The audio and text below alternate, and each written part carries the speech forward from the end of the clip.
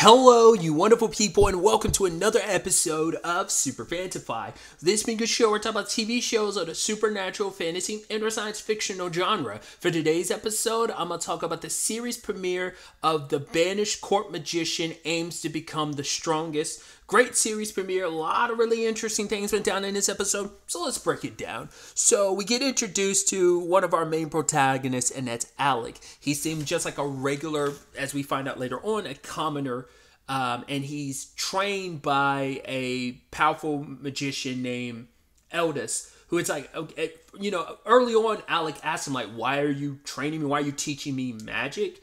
But then finds out later on because it has something to do with his mom, specifically like a favor Eldest like owes his mom, and I'm curious what that's about. And I wonder if like that whole, because Eldest told him specifically, if you ever get the opportunity, do not become a court magician, as we find out later on. Well, pretty soon afterwards years later for Alec, but pretty soon in the anime, that he was the top of his class and he was a court magician himself until he was banished. So, and I'm wondering if like whatever happened to Alec's mom has something to do with it. Like maybe that's where some of his talent comes from. Maybe his mom was a talented magician as well, but then like maybe she was sacrificed or tossed aside, and it's just like Eldest knows the truth about what the court's all about. Like it seems like it stifles you, because later on Alec has this line where he's like, I'm not a court magician anymore, and he starts going all out, which I'm wondering, like, as a court magician, are you not allowed to go full force with your power?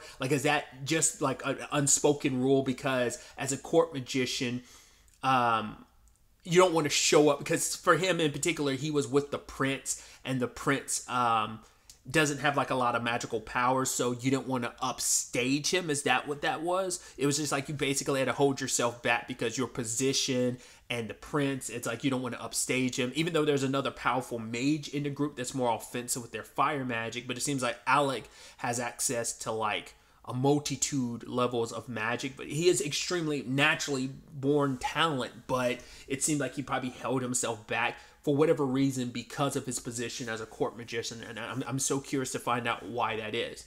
Because Alec's reason for becoming a court magician, despite Eldest's warning, is because he felt like the court needed to be changed. And I guess it's like, because we don't know the ins and outs on why Eldest was fired from his position, but Alec seemed like he wants to change the court, and the only way to change it is from the inside. So using his like gifts and rising through the ranks and making his way to being a court magician, only to be fired from the squad because the prince thinks all you do is use support magic, all you do is enhancements and stuff. But it's like, I'm sure Alec had its reasons, but the prince never listened to him. And they're like, right, I am on the offensive front, Lenny's got the magic, the night dude's got the awesome defense, and what are you? Like, you're just support. And it's like, but you need every aspect of that if you want to get deeper and deeper in the dungeon. And that's Alec's worry. It's like when we get further and further in the dungeon, there are certain things he knows ahead because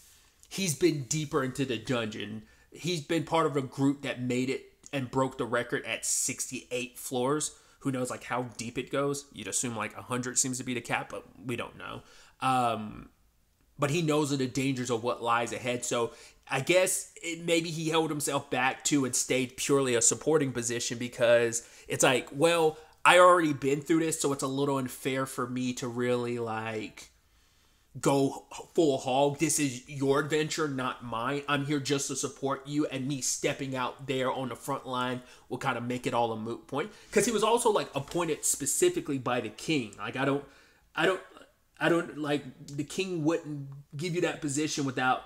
I'm curious also, like, how does the king feel that like Alec got fired like that? Is there no repercussions to the prince for doing something like that, even though you're the one that appointed him? But I guess it's like maybe the prince came up with some BS reasons why he fired Alec or whatever, of like, oh, he isn't who he claimed to be or whatever. So I mean, maybe even the king got a special recommendation from like the academy and stuff like that about, you know, maybe Alec positioned himself in a certain way of like, oh, I want to be a court magician. So the Academy kind of acted as a referral. And the king is just kind of like, well, if the Academy gives him the okay, then I'll take him. But it seemed like the okay, like the positioning came mainly from the king. But maybe that's unclear at this point in time. The prince and them are super happy because they're like, right, we got rid of that magician. Because they also believe in like nobility versus commoners. Even like Alex not even allowed to have a weapon because as a commoner he's not supposed to have one. But Alex said no, it's necessary for later on. But they're not willing to listen. They're not trying to listen to his advice. Hell, he even prepared all this stuff that it's like, right, even if I'm not the court magician anymore, I want to make sure that the prince is okay and taken care of. So it's like, here, Lenny, like give this to the prince. You're going to need it for the later parts of the dungeon. It's like, but she destroyed all that stuff and the guards were outside. Like they don't hold the animosity because I think they feel bad for Alec because they weren't treating him bad, like, oh, get out of here, blah, blah, blah, blah, and laughing at him like that core group was. I think they recognize his talent and maybe they know what time, like, they're knights, so they have no choice but to serve the prince, but they know how much of a douchebag him and his party are, and maybe Alec always treated them nicely, so they have more respect for Alec than they do they have loyalty to the prince, but maybe they have a little more respect for Alec as a person and as a court magician. I'm curious to see. I can't wait for them to get their comeuppance, like the prince and his party, because it's going to blow up in their face, and I can't wait for you just want them to get their comeuppance, and they're going to probably come crawling back to Alec maybe by the end of the season, begging him to be part of the party again. Because they even called him a coward. Because it's like, oh, he left 5 days ago to become an adventurer. Haha, he couldn't stay here with the shame of it all, blah, blah, blah, blah. They've got like a true genius magician that's going to come onto their party. But he's someone from a noble family. So that's all they got caught up in. Like, all they could ever see was him as a commoner. And they're just like, well, he hasn't lived up to his reputation. And it's like, well, maybe there are extenuating circumstances as to why he didn't. But they're so full of themselves, they're not willing to listen or even consider, like, maybe you've only gotten this far. Maybe he helped you a lot more than you ever realized, that you thought you got here alone with the basis of your strength, but maybe his support was a lot more thorough and a lot more helpful than you initially give him credit for. But now that, he's kind of out on his ass without his position, like, who knows, like, how that affects Alec's reputation going forward. Him being banished as a court magician will probably follow him everywhere, and we have no idea what happened to Eldest like after he left Alec when he did, because it's probably like, I think even Eldest said it himself, where it's like, I know you'll pick up the rest of this on your own. All I have to do is give you the foundation. Know that you've got a solid enough foundation that you'll figure things out on your own. I mean, he was the top of the academy. I mean, both Eldest and Alec, so. But just when one door closes for Alec, another opens when a fellow, like, academy student, Yora, tracks him down. I was like, oh my god, we haven't seen each other in 4 years since we graduated. And she finds out about him getting fired, and that's why she hates this particular town, because she's like, or city and capital, because she's like, they get so, like, caught up in the whole nobility and commoner thing, which annoys her. But she asks Alec to join their party, the lasting period, because it's like, it seems like, I don't know if that was like like around the time they were still in the academy, but lasting period was already like their core group. I don't know if they were necessarily like the adventurers they are now that they were then. I think they were still fledglings in a lot of ways, and that's how they broke the record, because it's not like Alec broke it on his own. He also had the others with him, but I wonder, did it only count towards Alec because he was because Yora was a student as well, so the record would be shared in that regard. But maybe he only got the recognition. Who knows if like the rest of the party did or not. But I thought like he was just joining this party after the fact. I didn't realize like, no, they've always been a core group. But I guess his dream and ambition of becoming a court magician led him moving away from being an adventurer, because he went this direction when they went the other way, becoming adventurers, this trio. And so like this, who knows like how deep, but from what we see at the end of the episode, the ties between this group is pretty tight. They're pretty tight knit, so they've probably been working together, and they kind of bounce off of each other pretty well. Where it's like you have one who's like the lancer, you have another who's like, I think that's the one. What was it? Crescia. I think she's the archer. So, and then you have Yora on support magic, and then you have Alec on like the more offensive magic. So that team like build a like rhythm, and they work together. They built off of each other. They pinged off of each other in that regard. So I guess becoming a court magician meant more to him because it was about changing the culture of the court and fixing like mistakes and what exactly he was trying to fix. Like I said, we'll have to wait to see. And what is wrong with the court for him to try and fix, rather than going off of his friends to be an adventurer. I guess because he owes Eldest, and he feels like, and maybe that is what we saw when he's looking through the book, and he's like, oh, I'll change the court. Maybe that's before like he graduated, or maybe around the time he graduated. So that's when he made the decision to aim for the court rather than adventure with his friends with the lasting period.